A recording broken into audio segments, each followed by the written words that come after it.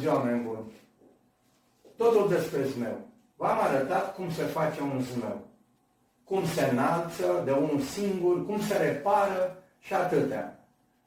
Dacă respectați într-adevăr ce am spus eu, o să faceți un zmeu foarte bun, o să înălțați și totul o să fie bine. Astăzi o să vorbim despre, bună ziua, oameni buni, sunt Nicolae Tănăsescu, un instructor de sport, dar și un vechi zmeurar.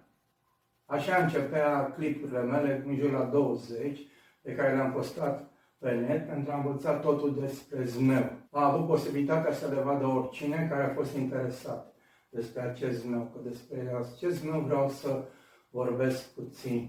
Este un zmeu mai puțin cunoscut, este totuși zmeu care ne reprezintă pe noi, nu acele trucafețe care sunt în comerț. Nici nu joacă, nu face nimic, acele zmeuri nu sunt chiar performante. Acesta este un zmeu profesional și face orice, poate să facă cercuri, poate să vină în picare, să duce stânga, dreapta, poți lansa departe sau deasupra capului, poți să faci orice și ascultă orice comandă pe care o dai. Nu mai sunt acei zmeurari, e vorba de meșterul meu care stă lângă mine, așa cum am zis, vecinul meu, și am învățat de la 5 ani să fac zmeuri de la dumnealui. Vă dați seama, cei zmeurari care știau atâtea nu mai există și aș vrea să fac cunoscut ceea ce știu eu, ca dumneavoastră să duceți mai departe tradiția acestui zmeu. Ar fi păcat și să ducă în neant. O să fiți primii care învățați și puteți duce mai departe anumite cunoștințe. Astăzi aș vrea să vă mai vorbesc despre cum se face acest zmeu. Fiindcă nu îl găsiți nicăieri, nu există în comerț, așa cum am zis, și deci trebuie să-l facem noi. Acest zmeu care ne reprezintă, nu avem date despre el. În anii 1700, 1800 și ceva, tinerii și fetele într-adevăr construiau zmeuri exact ca acestea. Le punea răvașe, puneau un felinar cu lumânarea prinsă, altfel se juca, dar din 50, deci după perioada interbelică, 50-70, s-au făcut lupte cu zmeuri, asta făceam noi. În anii 60 am învățat să fac zmeuri și până făceam mereu luptă cu zmeurile pe care le construiam. În anii 60, zmeurarii, maestrii zmeurari au căutat să ridice nivelul tehnic al acestui zmeu, deoarece atunci se făcea luptă cu zmeul și trebuia să fie foarte, foarte performant. De la mic la mare construia zmeuri și toată lumea se juca. Nu mai conta ce vârstă avea. Și atunci era atunci. Nu existau nimic, nici calculatoare, nici telefoane, nici nimica. Cu asta ne jucam și de aceea nici nu există informații. Cei care mai vorbesc așa, dar maestrul meu avea o vorbă, ca să știi despre zmeu trebuie să construiești 100 de zmeuri și să le înalți pe acele 100. Altfel nu. Cu timpul mi-am dat seama că avea dreptate. Bine, am făcut multe sute de zmeuri și fiindcă de câte ori te duci să înalți un zmeu, întotdeauna este mereu o altă aventura mea, ori s-a rupt hârtia, ori ai făcut spetează prea subțire, ori e prea groasă, nu joacă, ori coada prea mică, ori capul nu a fost înduit bine, hârtia este prea groasă, atâtea și atâtea și înveți mereu câte ceva. Noi vorbim despre zmeul nostru, adică de hârtie cu care ne jucăm, dar ele pot fi construite din pânză, din plastic, din fel de materiale foarte, foarte puternice. La fel și speteaza poate să fie spetează din aluminiu, poate să fie din bambus, poate să fie din fibre de sticlă, dacă sunt zmeuri foarte mari de tracțiune, ca să face diferența între zmeurile astea și zmeurile de tracțiune. Dacă acum 1000 de ani făcea din pânză, din piele de animale, făceau zmeuri tot așa pentru tracțiune în războaie, sau așa cum am zis, trimitea precum o poștă, scrisori dintr-o localitate în alta cu zmeul. Acum a apărut alte materiale pentru zmeu. A apărut poliamidă, poliester, dacron, adică țesături foarte, foarte puternice, specifice pentru zmeurile de tracțiune. De exemplu, acest dacron se folosește la deltaplan, cu care zboară, adică omul zboară cu zmeul ăsta. Sunt obiecte aeronautice, cum ar fi parapanta, cred că ați auzit, și care folosește materiale foarte tare și în special poliamidă și folosește poliester, în foarte tari, dar ele totuși poate să absoarbă apă și în momentul când zbori cu ele devine periculos, adică nu poți să zbori cu ea când plouă. Dacă vrei să zbori de unul singur, pui un ham, dacă nu scaune, cu pilotul. Dacă vrei să zbori cu cineva, sunt prețuri foarte mari de sute de euro ca să zbori.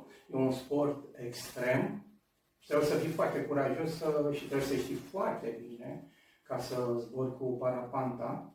Ai căști, la scaun există airbag, adică ai o anumită protecție și atenție. Dar trebuie să știi foarte, foarte bine să zbori cu parapanta, fiindcă dacă nu știi, poți să intri în pericol, fiindcă ea se saltă la mii de metri și atunci, în momentul ăla când nu știi, devine un pericol. De altfel, parapanta este foarte, foarte sigură pentru cine știe să o manevreze. Nu se zboară cu ea când este furtună, chiar la câțiva kilometri nu ai voie, deci când plouă, am zis, și cel mai periculos sunt turbulențele. Acele 30 de corzi, numai una singură poate să ține sute de kilograme, nu e problema să se rupă. Problema sunt turbulențele care pot apărea oricând și sunt foarte periculoase. Cred că ați zburat cu avionul și ați văzut, eu am zburat cu un avion foarte mic, de vreo 100 de oameni și ne-a prins o furtună și așa mișca avionul. Deci turbulențe sunt, bine, avionul are motor, dar aici nu e propulsat de nimic, tot vântul te duce de asta, că de asta vorbesc, are legătură cu zmeu. Există un curent ascendent care te ridică fără nicio problemă, nu cazi, dar poate să vină și tip spirală unde te ridică forțat la mii de metri și de la 2-3 mii de metri începi să nu mai ai aer și la un moment dat când ajunge la 4, 5, 6, chiar ajunge la minus 40 de grade și atunci este foarte periculos, pur și simplu îngheți, trebuie să știi să revii cu parapanta, deci numai pentru cine știe, nu oricine are curaj, e un sport extrem. Deltaplanul e tot așa, se face dintr-o țesătură foarte puternică și are speteze, dacă vreau să zic eu așa, sunt niște bări din dur aluminiu, foarte puternice, trebuie să țină o greutate foarte mare, fiindcă zbor cu el. Are o poziție, niciodată nu cade, fiindcă legea portanței de care am vorbit și masă o știți, deci exact ca planorul nu cade niciodată. Fiindcă e legea gravitației care, într-adevăr, mulți zic, domnule, cade, că n-are motor.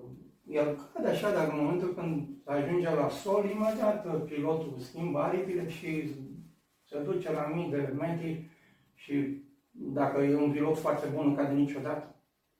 La fel și la deltaplan. Dar de ce vorbesc de acestea? Fiindcă acestea au, exact ca zmeul, folosește o anumită poziție. Deci noi, zmeul acesta, garda pe care o facem noi, trebuie să o facem în un anumit fel. În așa fel ca zmeul, așa cum am zis, înălțeam mari și a doua zi îl găseam, fiindcă el avea tendința sus, sus, sus. Deci zmeurile care se duc stânga-dreapta nu sunt zmeuri bune, adică acelea cad. Când sunt acestea din comune, nu stau mai mult un sfert de oră singure, ele cad. La fel și dirijabil, el este dus de vânt, dar el de desutare butan și gaz și aerul cald dinăuntul lui îl face să se înalțe și poți să-l dai jos, să-l ruți, cum vrei tu, poți să-l manevrezi, fără nicio problemă. Dar tot vântul este bază. Meșterul meu, săracul bătrân, nu știa el de fizică, de Newton, de acțiune, de reacțiune, nu știa de portanță. V-am explicat cum e cu portanța, adică dacă stați într-o mașină cu mâna așa sau într-un tren, Nu se întâmplă nimic. Dacă faci așa, zboară mâna imediat. Deci nu știa despre așa ceva, dar el știa că un zmeu acesta de 4 lei sau de 5 lei, care de 1 lei, 2, 3, nu mai conta, are o anumită poziție și o anumită gardă. Despre asta să vorbesc la cum se face o gardă, că există într-adevăr, că se contrazic între ei. Bine, ei nu știu, poate n-au înțeles niciodată niciun zmeu. Și există și o gardă fixă, când te duceai la Dunțul să cumperi un zmeu, spunea, vezi că vine așa. Totdeauna de sute de ani venea până aici, toate, chiar și cea de jos până aici. După care, după 50, au schimbat-o până aici, iar eu am schimbat-o, eu am înmulțat mai multe zmeuri decât ei, au făcut mai multe, dar am înmulțat mai multe zmeuri, sute de zmeuri și atunci am schimbat și partea de jos, sforile de jos altfel. O să vedeți cum se face la gura zmeului, cum vine. Când eram mic și mergeam la țară, cu alți tineri mari, făceam zmeuri foarte mari, din 2-3 coluri, se găsea sfoară foarte groasă așa, mergeam la mata și aici era bobine mari și înălțam zmeu mare și cu căruțurile acelea puneam 2-3 căruțuri de alea de butelie și mergeam pe câmp unde era foarte drept și înălțam zmeul, trebuia să ținem cu toții de el și legam și ne trăgea. Și astăzi există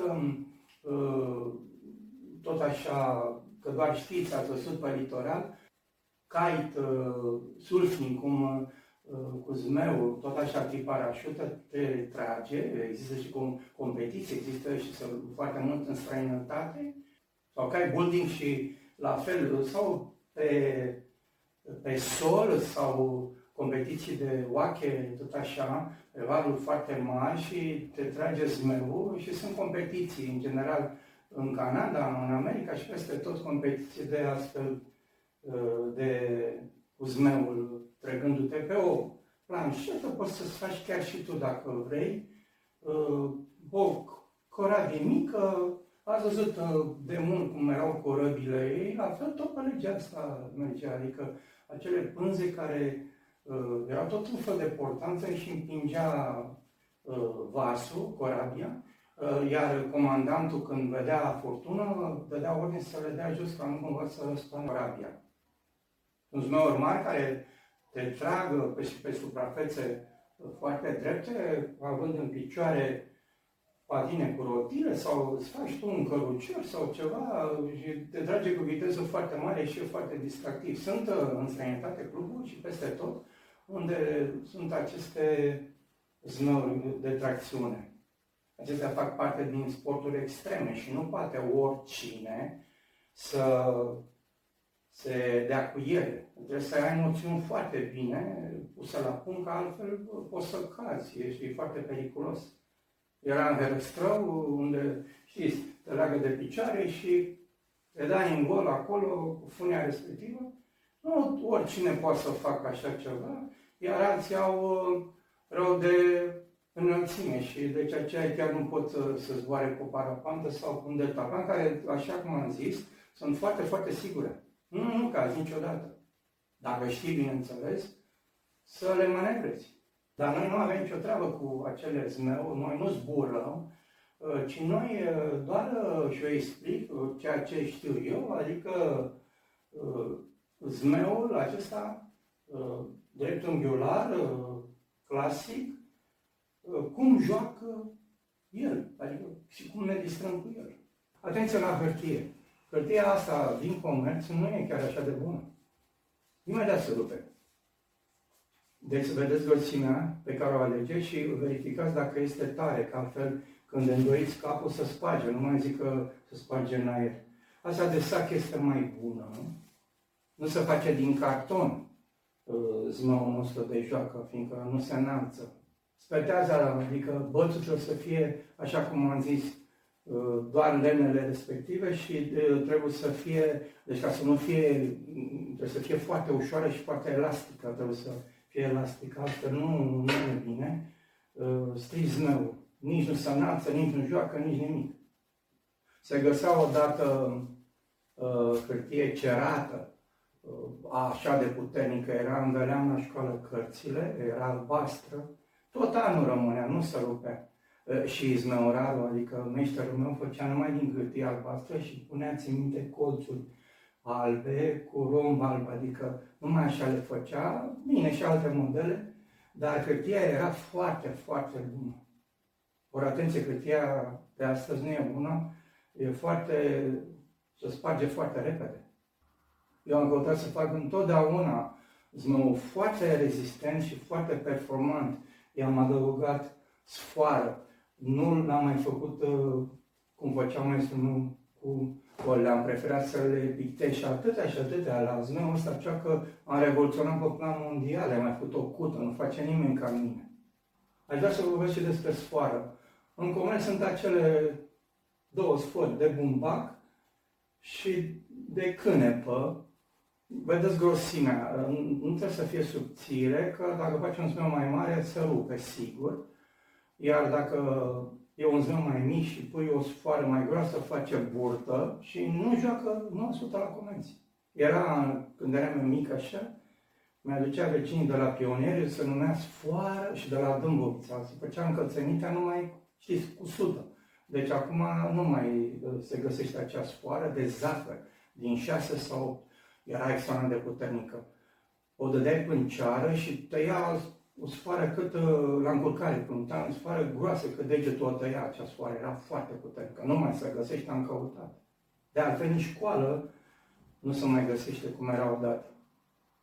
Deci atenție mare ca să nu munciți și să stricați zmeu.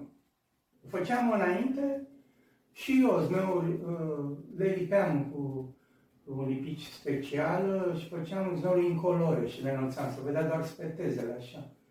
Și acum se înalță zmeul noaptea și se pune beculețe, nu ca înainte, felinare cu lumânare, așa cum era odată. Și ele nu se înalță lângă aeroporturi, atenție mare, nu se înalță când plouă, e foarte periculos, și nu se înalță în apropierea unor cabluri electrice, iar e foarte periculos. S-au întâmplat foarte multe cazuri și deci trebuie să mergem în parcuri, pe câmpuri, în anumite locuri unde nu sunt aceste pericole.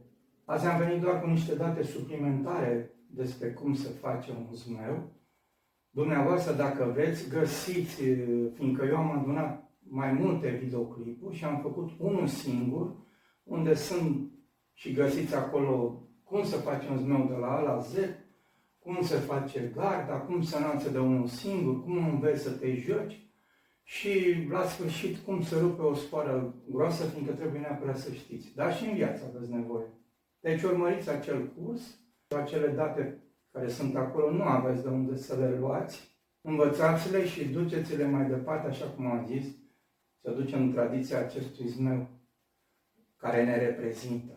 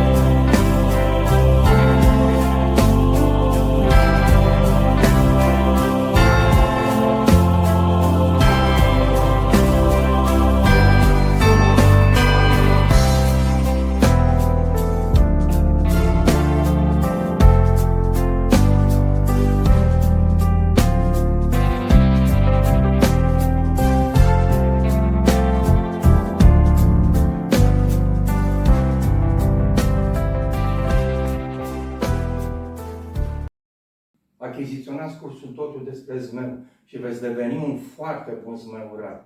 Eu vă mulțumesc foarte mult pentru vizionare și dacă doriți dați un like și abonare ca să puteți vedea în continuare și alte videoclipuri.